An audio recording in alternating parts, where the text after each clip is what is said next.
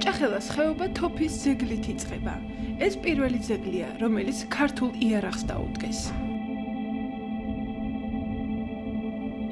კაჟიანი თოფის განსაკუთრებული კონსტრუქცია მე-18 საუკუნეში ამ ხეობაში მცხოვრებმა ქართველმა ოსტატებმა შექმნეს. თოფის სიზუსტე, მანძილი და საბრძოლო შესაძლებლობები მე-19 საუკუნის თურქული და რუსული არმიის საბრძოლო აღჭურვილობის ერთ-ერთ ყველაზე საიმედო იარაღად იქცა. მე-19 საუკუნეში თოფის ფასმა 300 მანეთს მიაღწია. მაჭახელას თოფს რუსი იმპერატორები და თურქი ხონთქრები დიდი პატივით ჩუქნიდნენ დიპლომატებს თუ სამხედრო მოკავშირეებს.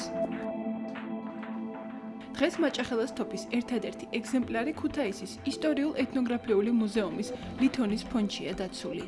სამუზეუმო არქივში შემდეგი ინფორმაცია წერია. ის 1928 წელს აკაკი კობიძემ გადასცა მუზეუმს. დოკუმენტურად დადასტურებულად, რომ ეს ნამდვილად მაჭახელას ხეობაშია დამზადებული, შეიძლება შეითვალოს მხოლოდ ეს თოფი, რომელიც მე თქვენ წინაშე მაქვს წარმოდგენილი, ის გამოირჩევა მაღალი სიზუსტით, აწახნაგოვანი ლულა, საცემი იარაღი, ჩახმახი და საბრძოლო მდგომარეობაში შეიძლება მოიყვანოთ აი ამ დავანქვათ. სოფელ ზემოჩხუტუნეთში იარაღის ოსტატების მემკვიდრეებად ძნელაძეები და ნაგერვაძეები ითვლებიან. დღეს ამ სოფელში აღარც სამჭედლო და აღარც მაჭახელას თოფის დამამზადებელი ოსტატი. თუმცა ბატონი ნოე ნაგერვაძე მაჭახელას თოფის მინიატურულ ასლებს თლის. ლეგენდარული თოფის ფორმა და სახე შთამომავლებს რომ გადაურჩინოს. 1877-79 წლების ემიგრაციაში მოხდა დიდი ომის დროს. ამ ნაგევაძეები, ვინც ამ თოფს აკეთებდნენ, ყველა წავიდნენ თურქეთში. ეს მოწყობილობაც რაც ჰქონდნენ, წაიღეს. მას მერე თოფი მაჭახელაში არ გაკეთებულა, ვინმე არ დაგაჯეროს მაგე. ძირითადად ამ მაჭახელა თოფს აი ძნელაძეები აკეთე ხავთარეძეებიც იგინი, მაგრამ ძირი ფუძე აქ იყო. ეს ისტორიულად ასე არის და ამას ვერავინ ვერ შეცვლის. ხლა ლაპარაკობენ იქით აკეთო, მაგრამ ამა ისტორიული სახეა.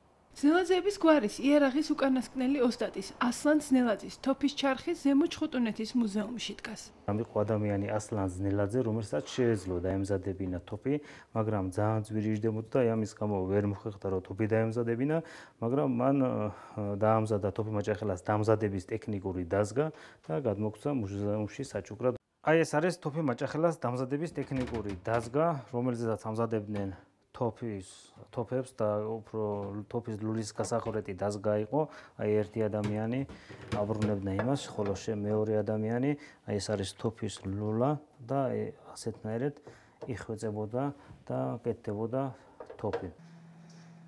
ასეთი ტექნოლოგიით იარაღის დამზადება დღემდე დაუჯერებელი ჰგონია ჩვენს ოპერატორს, რომელიც იარაღის დიდი მოტრფიალი და პროფესიონალი მონადირეა.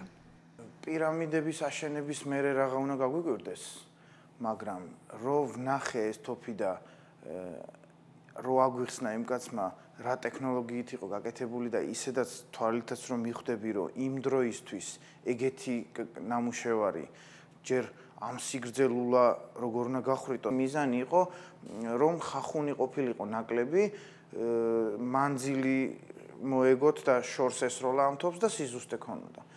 8 კუთხედი ნახრეტის გაკეთება ძალიან რთულია, ჩემი აზრით, იმ დროის ზემო აჭარაში. მაჭახელას ხეობაში რკინა და ფოლადიც განსაკუთრებული ხარისხის იყო. საბრძოლო იარაღის წარმოება ხეობიდან გაუსვლელად ხდებოდა. ასეთი ტრადიციის მქონე ქართული ცეცხლსასროლი იარაღის წარმოება შეწყდა.